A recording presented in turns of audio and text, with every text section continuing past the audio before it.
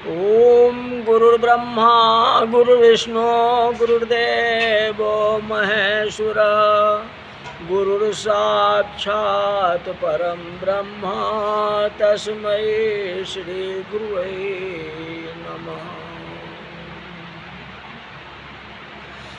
आज की कथा मंत्रार्थ सफला संत होम।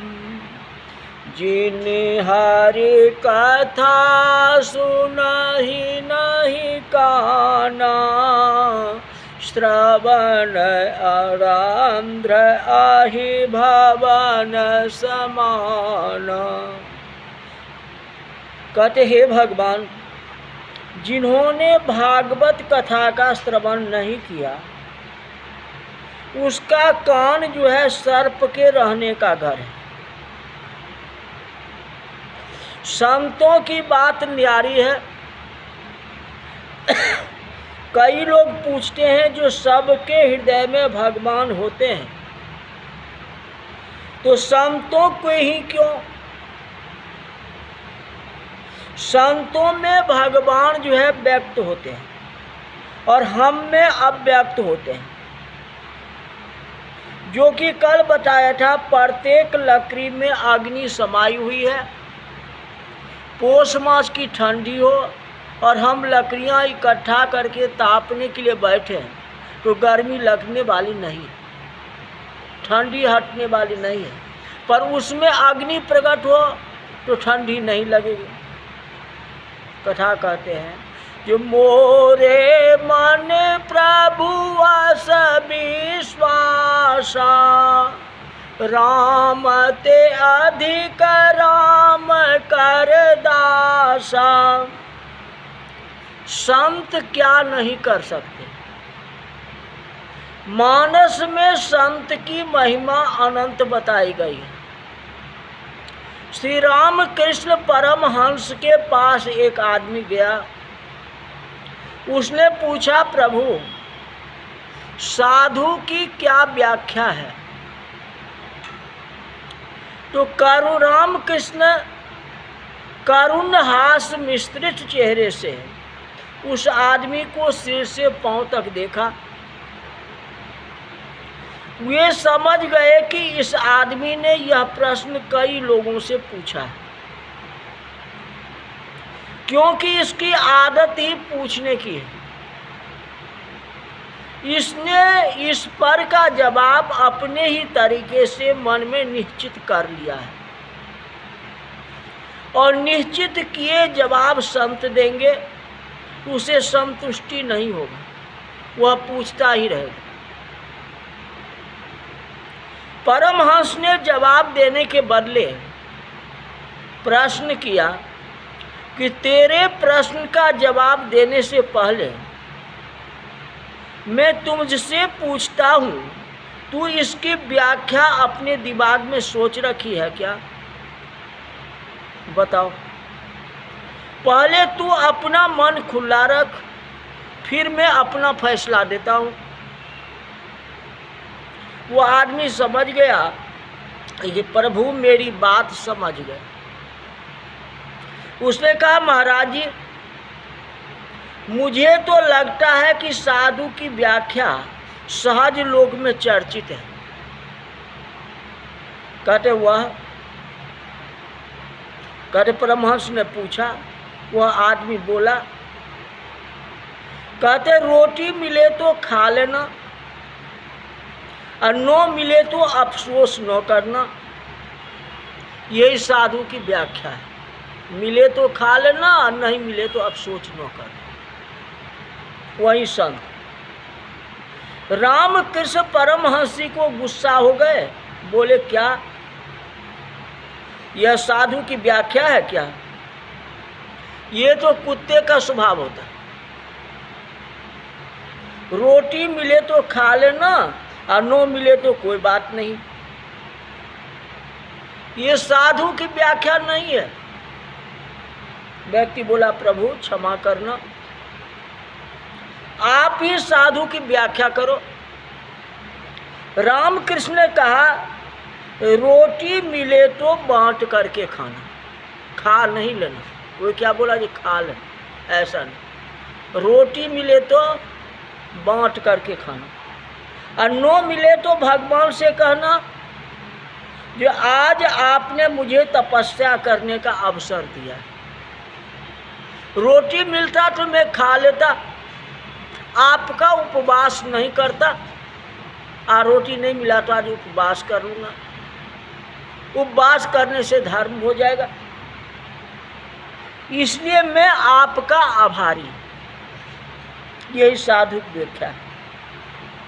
वह मानव चला गया, उसे संतोष हो गया। वास्तव में कोई वस्तु आपको मिलती है तो बांट करके खाना चाहिए। संत तो उसे ही कहा गया ना, और अपने आप खा लोगे तो कैसे होगा। कहते शिव जी कहते जो नेत्र संतों के दर्शन नहीं करते वे मोर के पंख में लगी हुई छाप के बराबर। रामचरितमानस का मत है कि संतों के दर्शन से पाप घटते हैं। संतों के दर्शन से पाप घटते हैं। वह मस्तक करुए तुम्बा फल से भी अधिक भयंकर है जो गुरु प्रभु और संत के चरण में नहीं झुकता। वही मस्तक है जो अपने से श्रेष्ठ के आगे झुक जाता है। आज हम और आप क्या करते हो, हाथ मिलाते, राम राम जी हाथ मिलाते, गुड मॉर्निंग गुड नाइट, ये क्या रहे, तब तो नहीं हुआ। भगवान ये मस्तक किस लिए दिए है, सिर झुकाने के लिए, सिर उठाने के लिए नहीं दिए। जागबल जी महाराज कहते कि हे भरद्वाज जी, शिव जी निवेदन करते हैं कि हे भवानी, वह हृदय वज्र से भी कठोर है जो रामचरितमानस सुन करके खुशी नहीं होता।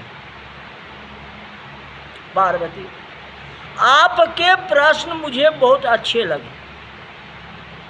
आपने प्रश्न द्वारा राम कथा पूछी है ना, मैं आपको राम कथा अवश्य सुनाऊंगा, क्योंकि आप में कोई प्रकार की संदेह नहीं है, क्योंकि आप जिज्ञासु हैं, आपको सुनने की इच्छा है। आप विवाद नहीं अपितु संवाद करती हैं।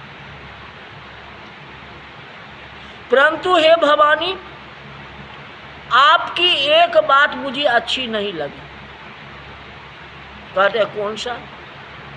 कहते तुम जो कहा राम को आना, राम कोई दूसरा है। आपने कहा कि राम कोई दूसरा है।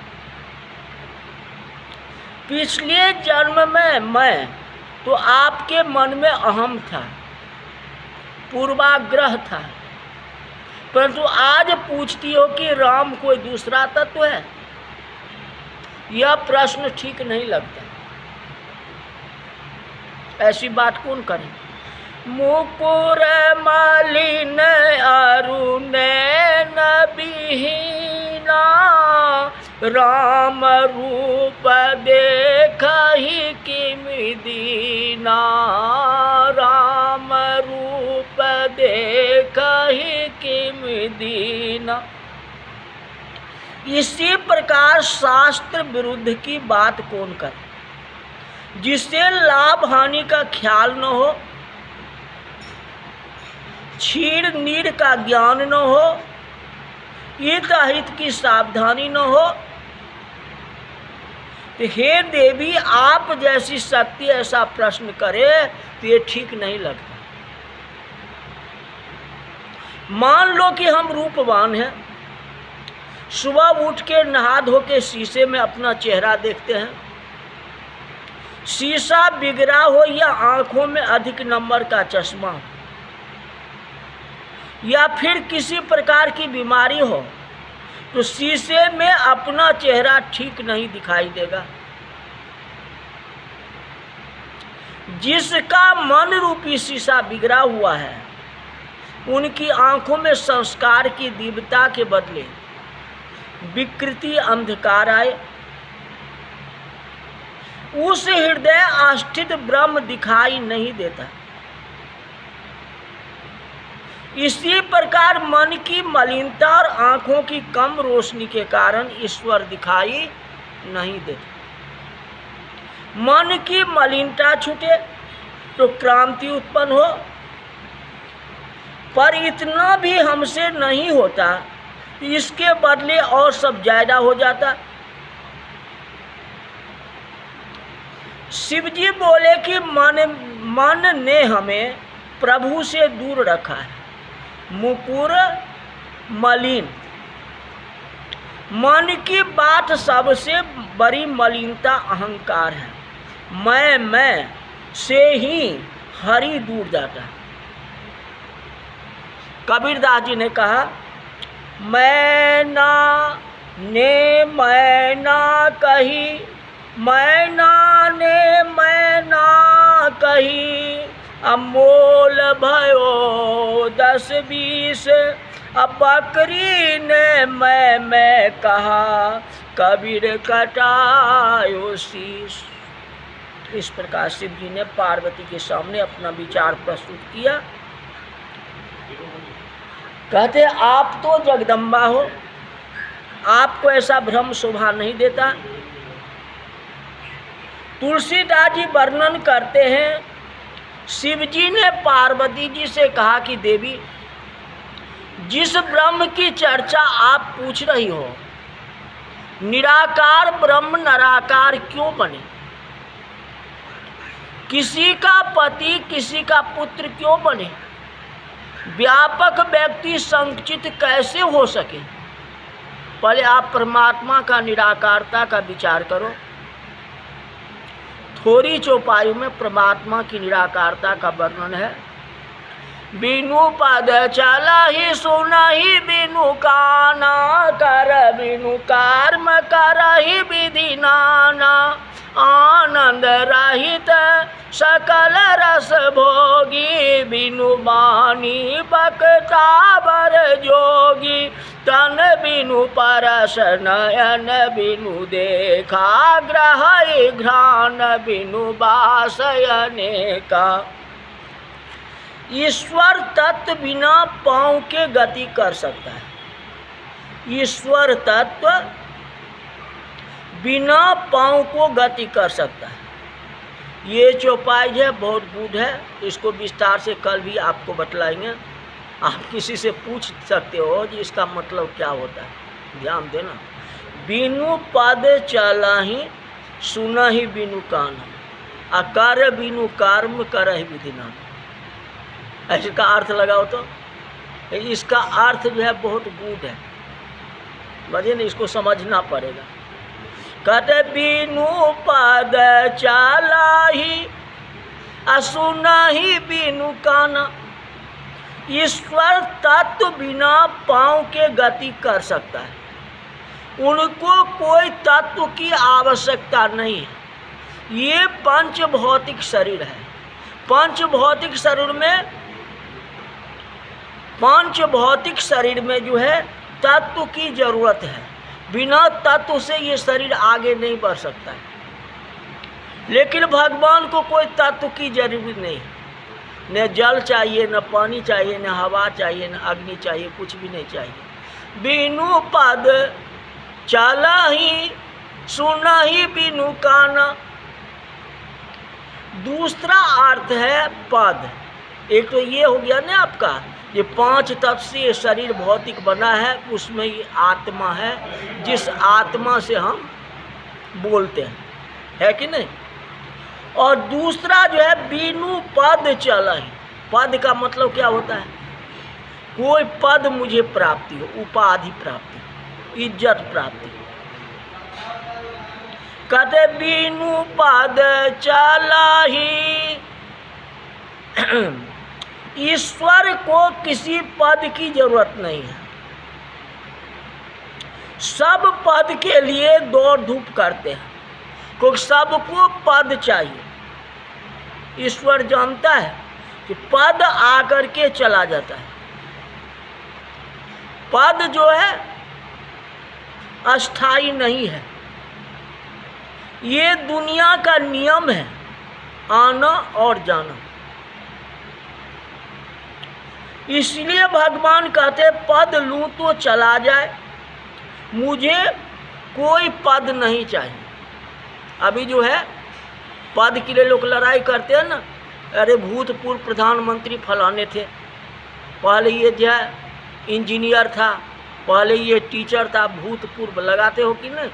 आज ये मैं प्रधानमंत्री हूँ जी, मैं फलाना आदमी हूँ, फलाना बाबू हूँ जी, ये फलाने बाबू हैं जी, लगाते हो ना पद, कितना खुशी होता है।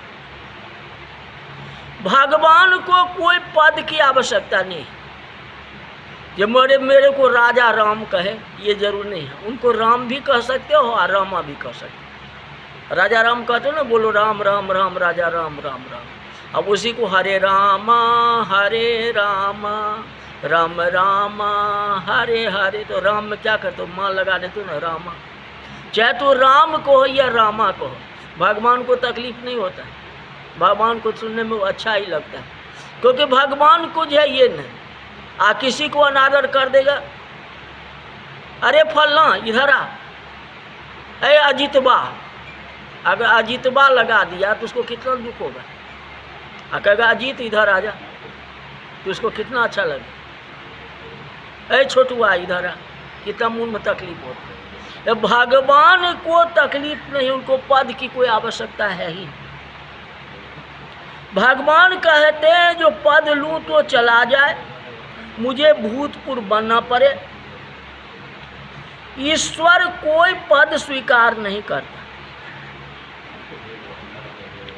दुनिया में दो व्यक्ति पद नहीं स्वीकार करते, ईश्वर और संत।